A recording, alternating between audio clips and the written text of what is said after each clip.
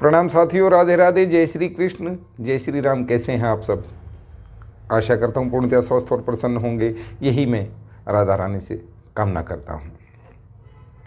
दोस्तों, आज हम बात करते हैं कमेंट बॉक्स में किसी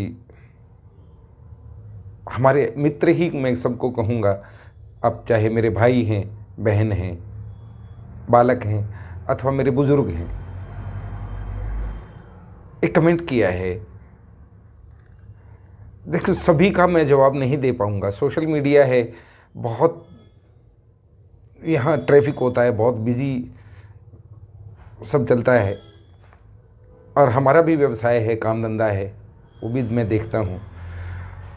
तो सबका जवाब इस तरह दे पाना मुश्किल है, लेकिन जो बहुत ज़रूरी चीज़ें मुझे लगती हैं मैं अवश्य उनका जवाब देना चाहता हूँ, और हर संभव कोशिश मैं आपके लिए करता हूँ। देखिए, आपके जो प्रारब्ध में है, आपके प्रारब्ध में है, आप जो पहले कर्म करके आए हैं वो नष्ट हो रहे हैं आपको कष्ट मिलकर। लेकिन कष्ट कितना, बात ये है, आप राधा नाम से, आप किसी भी भगवान नाम से विमुख ना हो, क्योंकि ये तैयारी आगे की है, आज की नहीं है। इलाज तो डॉक्टर ही करेंगे, भगवान नाम सहायता करता है, बहुत सहायता करता है।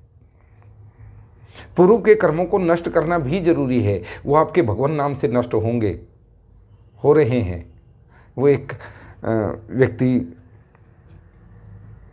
कभी नहीं जाता था, लेकिन एक दिन किसी ने कहा कि वहाँ संत दर्शन और वहाँ भगवान का कीर्तन चल रहा है, तुम करके आओ।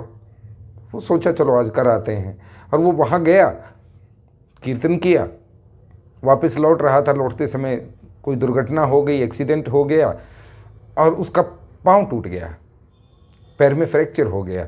अब वो सड़क किनारे पड़ा करा रहा था, इतने में ही कोई व्यक्ति वहाँ आए, कोई सज्जन, उनको पानी पिलाया, सहायता की, और पूछा भाई क्या हुआ? बोले बस आज तो धोखा हो गया।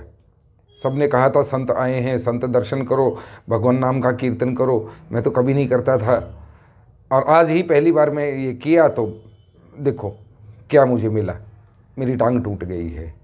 तो उस दो व्यक्ति सुन रहा था, उसने कहा भाई मैं एक ज्योतिषाचार्य हूँ, क्या मैं तुम्हारी ज्योतिष की स्थिति देख सकता हूँ? पूछताछ करके जैसे भी जो भी उनकी विधि थी उन्होंने देखा और कहा अरे बाप रे,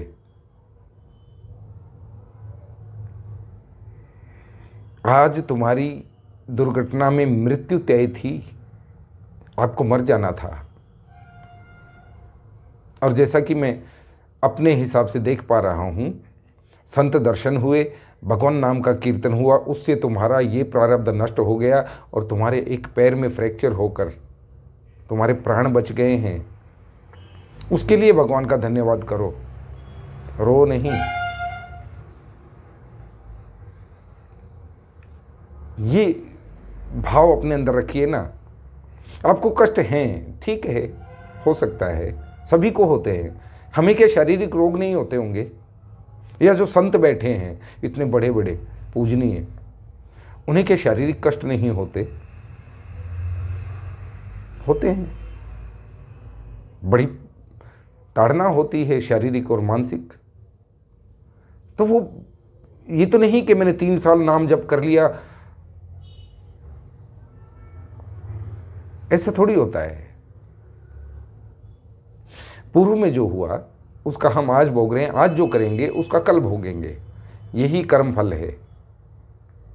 तो आपसे मेरी प्रार्थना है कि भगवान नाम से, आप किसी भी नाम का जाप करते हैं, आप राम नाम का जाप करते हैं, आप राधा नाम जाप करते हैं, आप भगवान से जुड़े हैं, आप चालीसा पाठ करते हैं, आप कुछ भी करते हैं, करते रहें, करते रहें। उससे आपका आत्मिक और बौद्धिक विकास होगा, निश्चित ही होगा,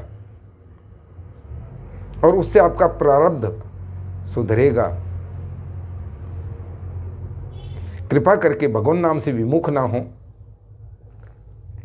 और एक उपाय जो जैसा कि आपने पूछा है, श्रद्धा आपकी कितनी है, भावना आपकी कितनी है।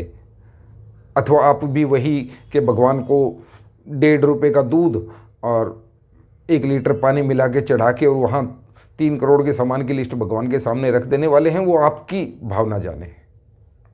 बच्चे का ब्याह हो जाए, बच्चे की नौकरी लग जाए, मेरा मकान बन जाए, मेरा व्यवसाय चल पड़े, पूरी लिस्ट आप रखाते हो भगवान के सामने। थोड़ा सा दूध और लीटर भर पानी,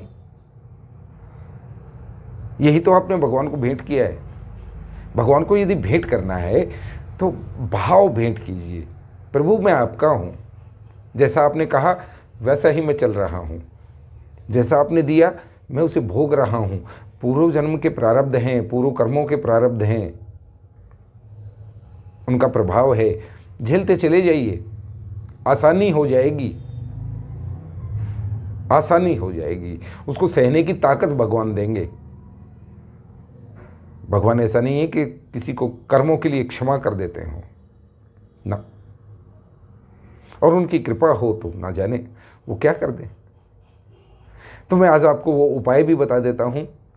और भी मेरे भाई बहन अगर इस तरह की किसी पीड़ा से परेशान हैं तो गोस्वामी तुलसीदास जी, जिन्होंने श्री रामचरितमानस की रचना की, वही एक बार भयंकर शारीरिक कष्ट का सामना कर रहे थे, असहनीय हो गया था, बिल्कुल ही लाचार हो गए थे।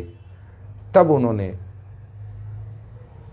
44 छंद के श्री हनुमान बाहुक की रचना की थी और उससे हनुमान जी का अभिषेक किया, हनुमान जी को याद किया, पुकारा, और हनुमान जी तो चारों युगों में विराजमान हैं। उन्होंने कृपा करके उनके उन सारे कष्टों का निवारण किया था। तो मैं आपसे प्रार्थना करूंगा, विधि विधान से हर रोज श्री हनुमान बाहुक का पाठ करें।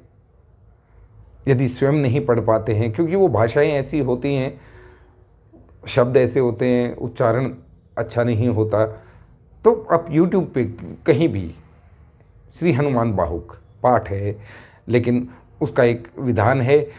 पहले आप श्री हनुमान चालीसा पाठ करें, स्वयं करें, सुंदरकांड का पाठ कर सकते हैं अथवा श्रवण कर सकते हैं, सुन सकते हैं।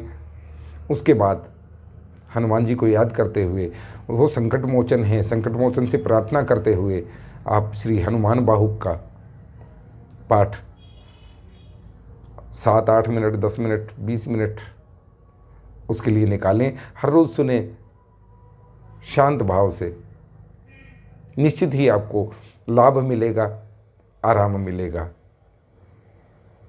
भगवान नाम से विमुख ना हो, भागे नहीं। भागना कोई उपाय थोड़ी है। जो झेलना है वो तो झेलना है, जो कर रहा है वो तो झेलना ही है ना।